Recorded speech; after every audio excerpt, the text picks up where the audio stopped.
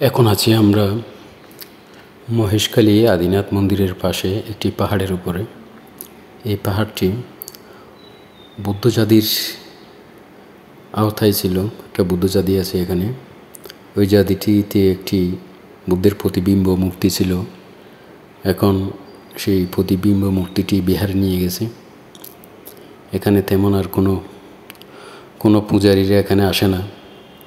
কোনো বৌদ্ধ ধর্মাবলম্বীরা এখানে সেই জাতির মধ্যে আসে না। এখানে আগে একটা বড় উৎসব হতো, সেই উৎসবটাও এখন কিন্তু হয় না। যার কারণে এখন শুধু এখানে প্রত্যেক দিন পর্যটকরা আসে। আমার যে মন্দিরটি দেখতে পাচ্ছেন, এটা হচ্ছে আদিনাথ মন্দির। পাহাড়ের উপরের চারপাশের এই ভিউগুলো দেখুন, কত সুন্দর। আমার মনে হয় এটা আদিনাথ মন্দিরের আন্ডারে রয়ে আছে। এখান থেকে আমরা বিহারে চলে আসলাম। মহেশখালী এটি বড় বৃহত্তম বৌদ্ধবিহার। এটি এখন নতুন নামকরণ হয়েছে স্বর্ণ মন্দির হিসেবে। এই বিহারটি 230 বছরের ধারণা করা হচ্ছে।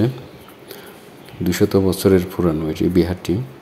এখন নতুন সংস্কার করা হচ্ছে।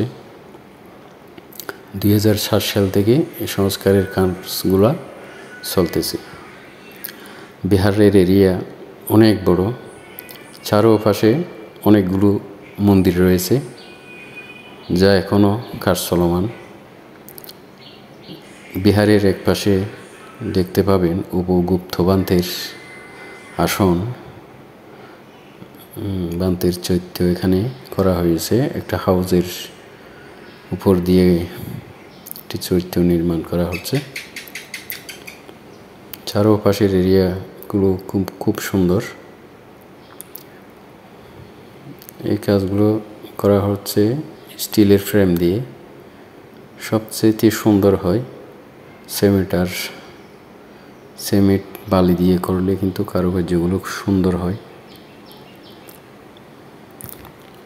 এই নকশাগুলো স্টিল দিয়ে করা।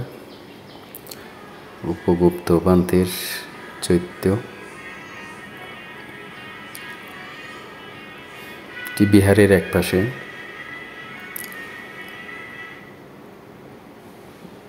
এটিও একটি নতুন নির্মাণ করা হচ্ছে সুন্দর কারুকার্য করে।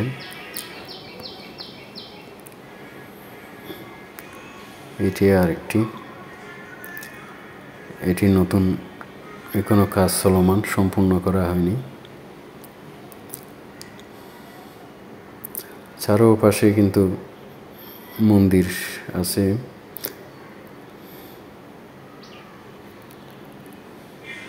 এরিয়াটা বিশাল বড়।